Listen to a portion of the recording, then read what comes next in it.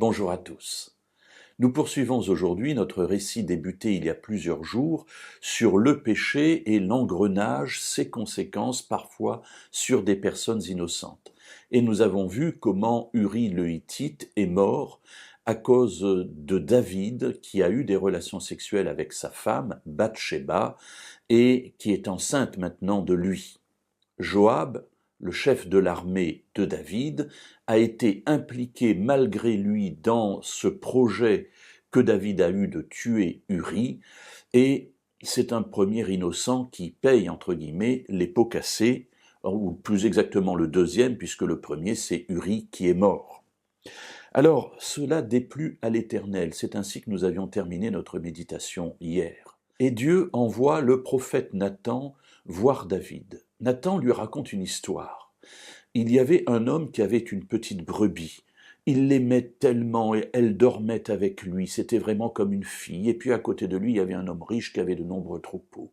Et voilà que des gens viennent rencontrer cet homme riche. Il ne veut pas prendre dans son troupeau une bête pour la prêter pour ses amis, et il va faire prendre et il fait tuer la brebis de cet homme qu'il aimait comme sa fille. David, entendant cela, entre dans une colère noire. Il dit « Un tel homme doit rembourser, doit payer, c'est inadmissible ce qu'il a fait. » Et David lui dit « Cet homme, c'est toi. » Et il lui donne de la part de Dieu un message. « Tu étais le plus petit dans la maison de ton père, et je t'ai élevé en te donnant la royauté à la place du roi Saül. Et je t'ai donné tout ce que je pouvais, et s'il avait fallu rajouter, j'aurais encore rajouté. Pourquoi as-tu péché ainsi contre moi? Pourquoi es-tu allé prendre la brebis de celui qui était à côté de toi? Pourquoi as-tu eu des relations sexuelles avec Bathsheba, la femme d'Uri le Hittite?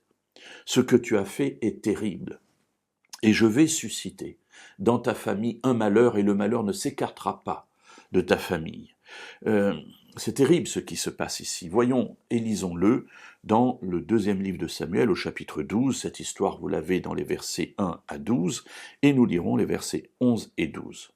« Je vais susciter un malheur contre toi du sein de ta famille, et je vais prendre sous tes yeux tes propres femmes pour les donner à l'un de tes proches, qui couchera avec elles à la vue de ce soleil. » Et nous voyons ici, j'allais dire, une rétribution qui est un peu l'histoire de David avec Bathsheba. David a pris la femme d'un autre, et bien quelqu'un de la famille de David prendra de ses femmes pour coucher avec elle.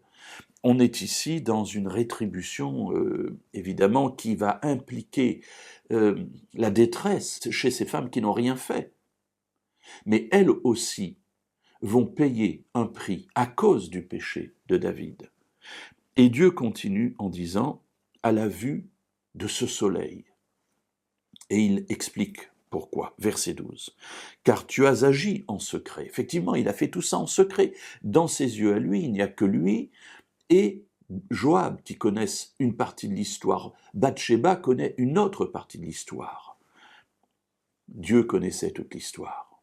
Tu as agi en secret, et moi je ferai cela en face de tout Israël et à la face du soleil. Voilà ce que Dieu promet à David. Ce que tu as voulu cacher, je le révélerai aux yeux de la terre tout entière. Oui, mes amis, ne croyons pas lorsque nous péchons en plus gravement, en impliquant d'autres personnes innocentes dans notre péché, que tout cela restera impuni sous prétexte que dans l'histoire de notre monde actuel, personne n'est au courant. Dieu est au courant. Et un jour, tout cela viendra à la lumière. Et tous sauront ce que nous sommes réellement dans notre cœur. Et c'est ici ce que Nathan dit à David.